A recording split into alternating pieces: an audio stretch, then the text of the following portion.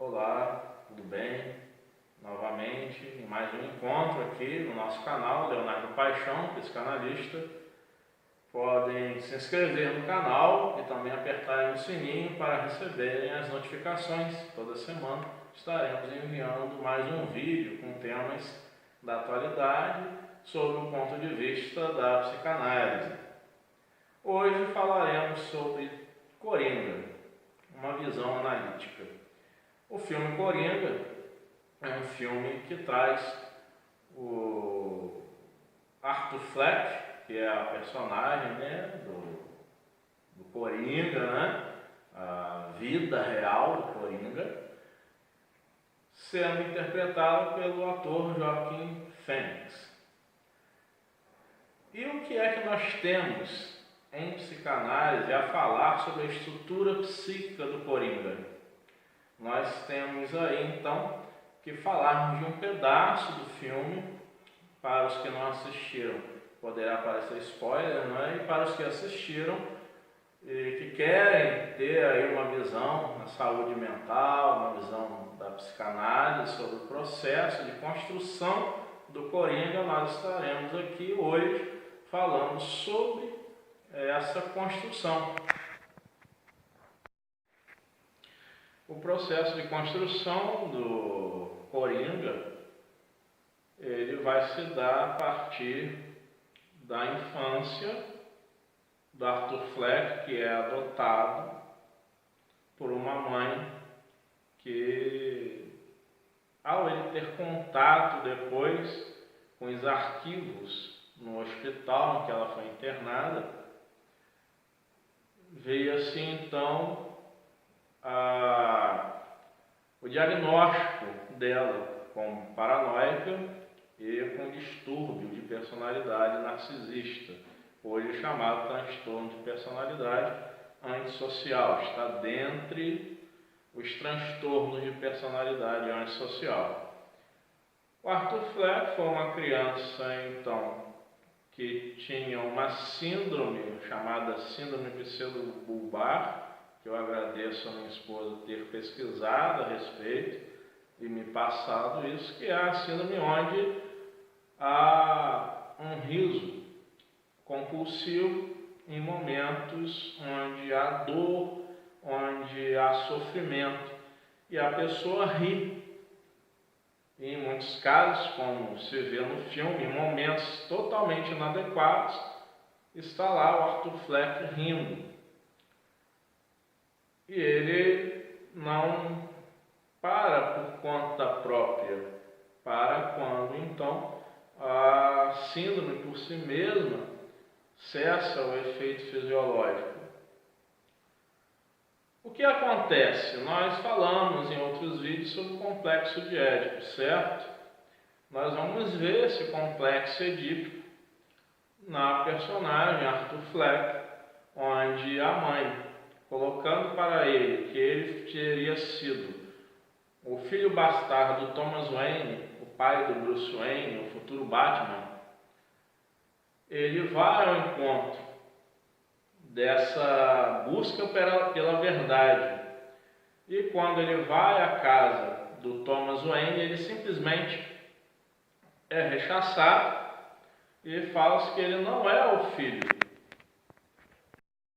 Ele indo à casa do Thomas Wayne tem a verdade então de que ele não é o filho do Thomas Wayne, mas ele não acredita no criado que fala isso para ele.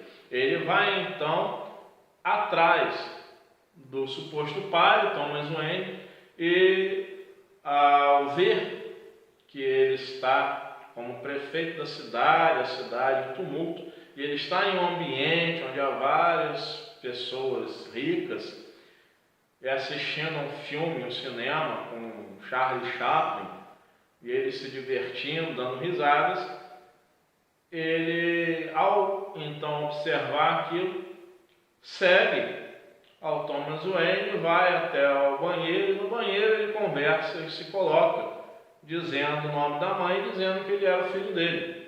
Como Thomas Wayne diz que não, ele vai então em busca da realidade que o Thomas Wayne dá o nome de um hospital em que a mãe dele havia sido internada e diz que ele foi uma criança adotada.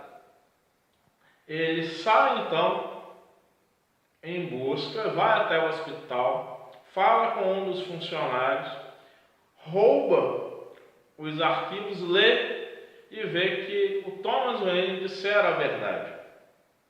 A mãe dele sofria de paranoia e distúrbio narcisista, e ele foi uma criança que sofreu abusos físicos, a mãe apanhava do namorado e o padrasto dele, no caso, batia nele e ela nada fazia. Como ela nada fazia, ele se tornou uma criança e um adolescente que sempre ficou na defensiva, mas uma defensiva que era passiva. E ficava, como se diz vulgarmente, engolindo sapos. E isso ele reprimia toda a ira e a agressividade da defesa própria que todo ser humano tem. Na idade adulta, trabalhando no comércio, como um palhaço, ele vai sofrer agressões de adolescentes. Em outros momentos, aqueles que viram filmes saberão o momento que eu vou dizer, e os que não viram, assistam para terem essa visão. Em um momento em que ele está no metrô e alguns jovens também caçoam dele e o agridem. Só que ali ele está armado, pois um ex-colega de trabalho havia lhe dado uma arma de presente, falando para ele se defender. Quando ele dá o primeiro tiro, ele consegue entender, ao modo da realidade dele, que ele passa a ser respeitado. Sendo que antes, eu não falei, eu vou colocar, depois que ele recebe a verdade, ao ler os laudos médicos do hospital psiquiátrico em que sua mãe havia sido internada, ele vai fazer o quê? Vai agir justamente como o Édipo, sendo que o Édipo, na tragédia de Sófocles, o rei Édipo, o Édipo mata a mãe de forma inconsciente. E ali ele deixa fluir a sua agressividade, a responsabilidade que ele vê na mãe, e ele vai asfixiar a mãe no hospital. Ele mata a mãe. E ali tem um desfecho do Édipo e também o seu rompimento.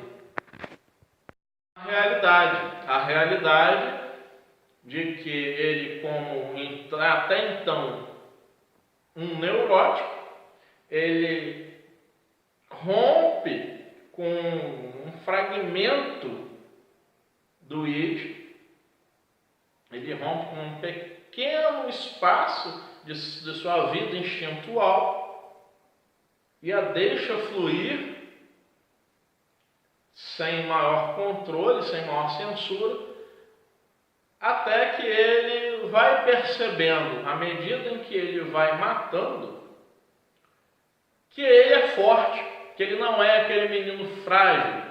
E aí ele tem um rompimento total com a realidade, onde já se diferencia de uma neurose, e nós partimos então para a psicose, onde ele simplesmente é comandado completamente pelo id. Ele rompe completamente com a estrutura, não há superego, não há uma consciência regendo ali, simplesmente a vida instintual, o id, toma conta, o isso toma conta, e tem o desejo dele, que é o desejo de quê? De ser notado. Ele gostaria de ser um comediante, ele gostaria de ser visto pelas pessoas, gostaria de ser, então, visto, ser notado, de estar vivendo uma vida social tranquila e perfeita.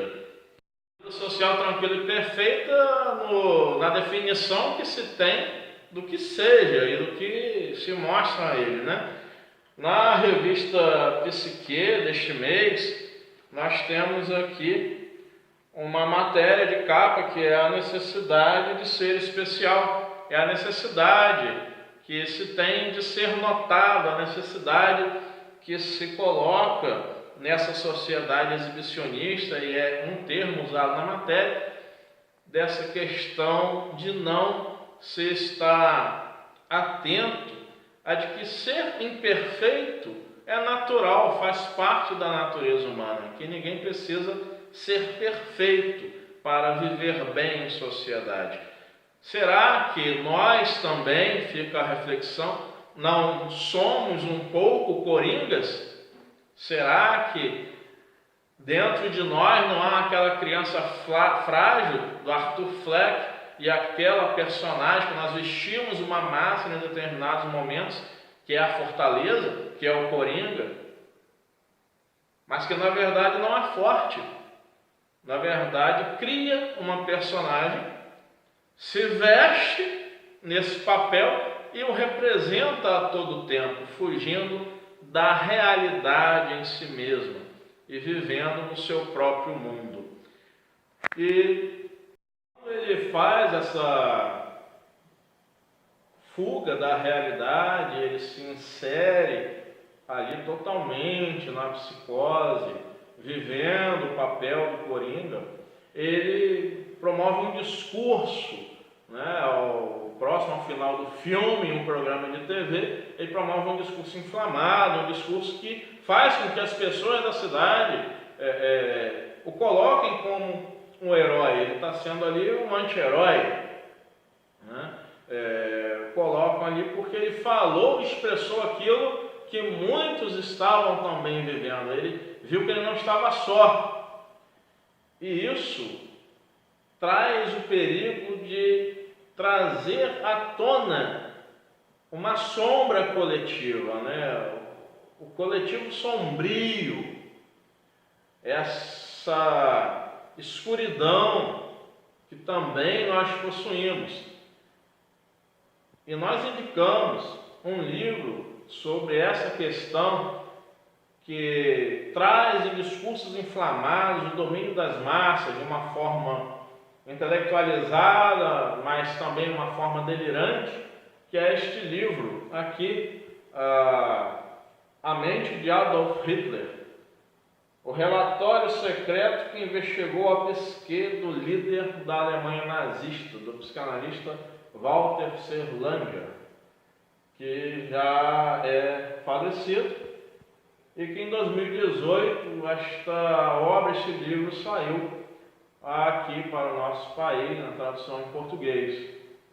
E ali ele cita o Führer, o Hitler, como um psicopata neurótico, chimileiro aqui, pegar a cola, provavelmente psicopata neurótico beirando a esquizofrenia.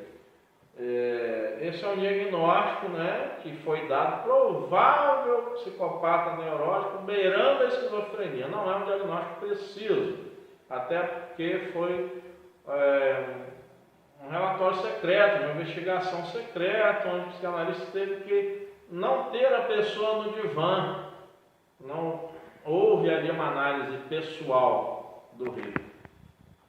O analista Walter Lange, então, não tendo um analisante no divã, ele vai buscar, através de documentários, de pessoas que tiveram contato com o Hitler, e vai falar dessa oratória exaltada, uma oratória que leva ao delírio das massas, né? Se coloca até que o Hitler hipnotizava, tinha um fator mesmérico, era um fascinador, e ele então mesmerizava as massas, que quando ele terminava com o peito arfante, com a face rubra, o seu discurso, a sua oratória inflamante, ele então, quando terminava, ficavam homens e mulheres estatelados, parados, em êxtase, e ali aquela escuridão se fazia naquela massa. Ao final do filme Coringa se dá isso também, né? Essa exaltação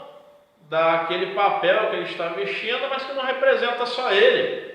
Ele vai enxergar que representa todo um conjunto daquela sociedade que estava passando por dificuldades econômicas, gerando diversos outros problemas sociais.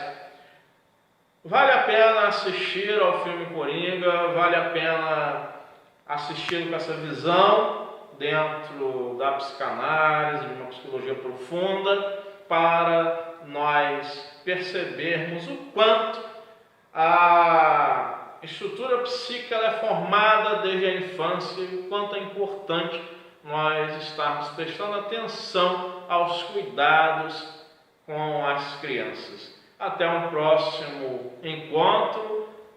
Se inscrevam no canal, cliquem no sininho para receber as notificações e me sigam nas redes sociais, tanto no Facebook quanto no Instagram, Leonardo Paixão, psicanalista. Fiquem bem.